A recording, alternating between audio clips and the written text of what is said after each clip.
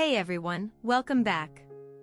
Today, we're looking at a fascinating contradiction in the markets.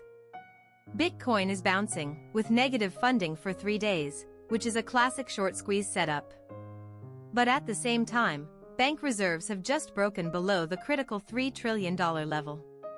So, which force will win, the short squeeze or the liquidity drain? Let's dive in. So, here's the core contradiction. In the short term, everything looks set for a Bitcoin squeeze. The price is rising, and shorts are paying funding, which means they're losing money. But in the medium term, the macro liquidity picture is flashing red. Reserves are below $3t, and the Treasury is draining cash. It's a battle between a short-term squeeze and a medium-term liquidity drain. If I had to sum it up in one sentence, it would be this: the overall liquidity is getting tighter, but the crypto market is set up for a short-term price pump. The million-dollar question is, which force is stronger? Let's kick things off with the data. First, the macro picture. The market is almost certain the Fed will do nothing next week, with a 98.5% chance of no rate change. Second, the dollar index, the DXY, has broken below 100. This is a big technical level, and historically, it's been positive for Bitcoin and gold. Now, let's look at the most important data, liquidity. The ON RRP is still high, giving us a buffer. But the big news is bank reserves have fallen below $3 trillion, and the TGA is above $1 trillion. This combination, a dual tightening, is something we haven't seen in this framework before. It's a major red flag. Shifting to crypto. Bitcoin is bouncing, and the funding rate has been negative for 3 days. This is textbook short squeeze territory. Also, ETF outflows are shrinking, which is a positive sign.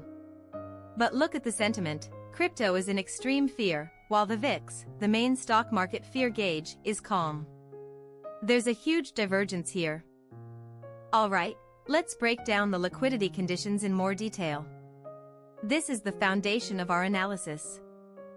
First, the ON RRP is still at a healthy $454 billion, which gives us a few months of cushion before we hit critical levels. But the real story is bank reserves. We've broken below $3 trillion. This means we're no longer in an ample liquidity environment, we're in a structural shortage. The safety buffer is gone. Adding to the pressure, the TGA account is above $1 trillion. This means the government is draining even more cash from the system. So, my overall assessment is clear: liquidity is entering a structural shortage. The floor is thinner now. This doesn't mean a crash is imminent, but it does mean that any negative shock will have a much bigger impact on prices. Now, let's look at the 3 key signals I'm watching to figure out which way this will break. The strongest signal is the dual tightening, reserves below $3t and TGA above $1t. This is a structural shift, not a temporary blip. Historically, this kind of condition has preceded market volatility, like the repo crisis in 2019. While we have the ON RRP buffer now, the setup is similar. This means volatility is going to pick up. The second signal is the brewing Bitcoin short squeeze. With negative funding for 3 days, shorts are losing money as the price goes up. This is a very real setup. The key level to watch is $67,000. If Bitcoin breaks above that with negative funding still in place, we could see a rapid move up to $70,000. Third, the DXY breaking below 100. Historically, a weaker dollar is good news for Bitcoin and gold. But I want to stress, this positive signal is going head-to-head with the negative liquidity signal. So, its impact might be dampened this time around. So, putting this all together, what happens next? I see 3 possible scenarios. The most likely scenario, in my opinion with a 50% probability, is a short squeeze.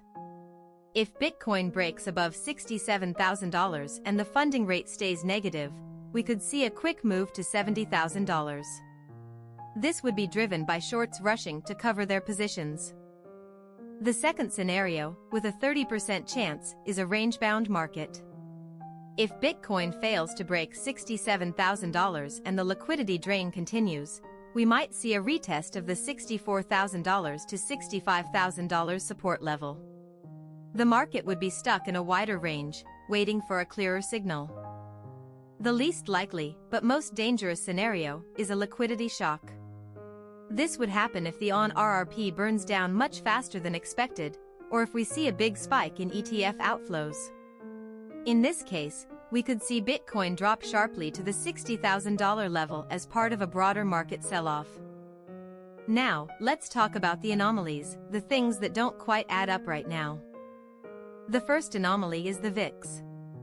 It's sitting at a very calm 16, which suggests the market isn't worried about anything. But the dual tightening signal we discussed has historically led to volatility spikes.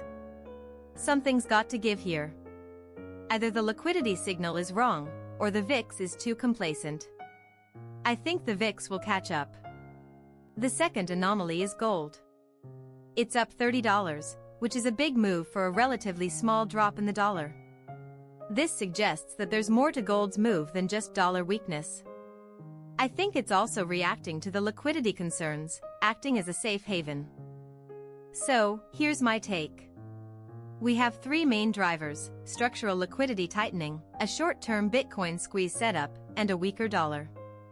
The most likely path, in my view, is a short squeeze to $70,000 in the next few days. However, the underlying liquidity issues mean that any upside will be limited, and the market will be more vulnerable to a drop in the medium term. To wrap up, here's what I'll be watching closely. First, the $67,000 level on Bitcoin. A break above it confirms the squeeze. Second, the speed at which the ON RRP is being drawn down. This will tell us how much time we have before liquidity becomes a critical issue. And third, the Fed meeting next week, specifically any comments on their QT program. Just a reminder that all the data I've discussed comes from official sources like the Federal Reserve and CME. And as always, this is not investment advice. The market can change quickly, so do your own research.